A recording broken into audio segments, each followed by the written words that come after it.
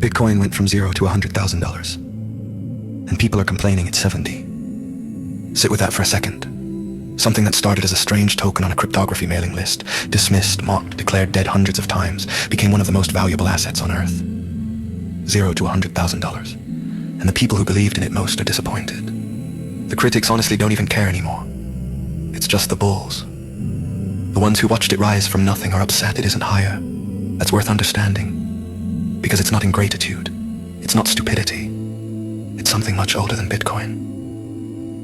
There's a pattern in human desire that has nothing to do with cryptocurrency. The person who wanted the promotion gets the promotion and immediately starts thinking about the next one. The person who wanted the house moves in and starts noticing what the neighbors have. The person who wanted recognition receives it and feels it fade within days as the need for more recognition quietly places it. We've been documenting this for thousands of years. Philosophers wrote about it. Religious traditions built entire frameworks around it. Psychologists gave it clinical names. The wanting never ends because desire doesn't work the way we think it does. We treat it like a destination. Like there's a number, a title, a level, some specific thing that once reached will finally produce the feeling we've been chasing. But desire isn't a destination. It's a mechanism. And the mechanism doesn't turn off when the target is reached. It just generates a new target. Speculation is just this ancient pattern attached to a number that moves every second. When Bitcoin was $1, people wanted 10. When it was 100, they wanted 1,000. When it was 10,000, they wanted 100,000. And the moment it touched 6 figures, the conversation moved immediately to 1 million. Every rung reached quietly becomes the new floor. The target resets. The dissatisfaction that was supposed to end at the last number just relocates to the next one. The asset does something genuinely extraordinary. $0 to $100,000, one of the most remarkable ascents in financial history. And the people most invested in it feel like they're losing. Because the mechanism doesn't register what was reached, it only registers the distance to what's next. Now contrast that with someone who actually needs Bitcoin to work.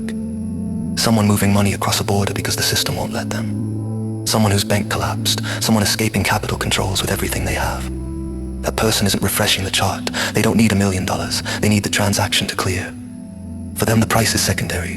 The utility is the point, and utility produces a different relationship to the thing, not a ladder, a tool. A tool that works produces satisfaction in proportion to its function. A ladder produces dissatisfaction in proportion to its height, because a ladder is never tall enough. That's the nature of ladders. The Stoics called it the hedonic treadmill.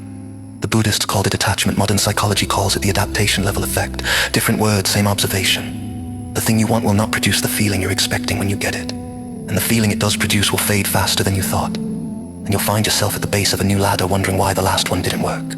This isn't pessimism. It's just a mechanism described honestly. Because once you see the mechanism clearly, once you understand that the wanting is not going to be resolved by the getting, you can start asking a different question. Why am I on this particular ladder? What was I actually trying to reach when I started climbing? And is this ladder going anywhere near it? Bitcoin at $70,000 is an extraordinary thing that changed what's possible for millions of people. The dissatisfaction people feel about that number is not about Bitcoin. It's about the mechanism. The ancient, documented, deeply human mechanism that turns every arrival into a new departure, that turns every reached destination into a new starting point. That looks at one of the most remarkable financial events in human history and says, not yet, not enough, not there. The number isn't the problem. The ladder is. And the ladder was never really about Bitcoin. It was always just the oldest human story, wearing a different costume.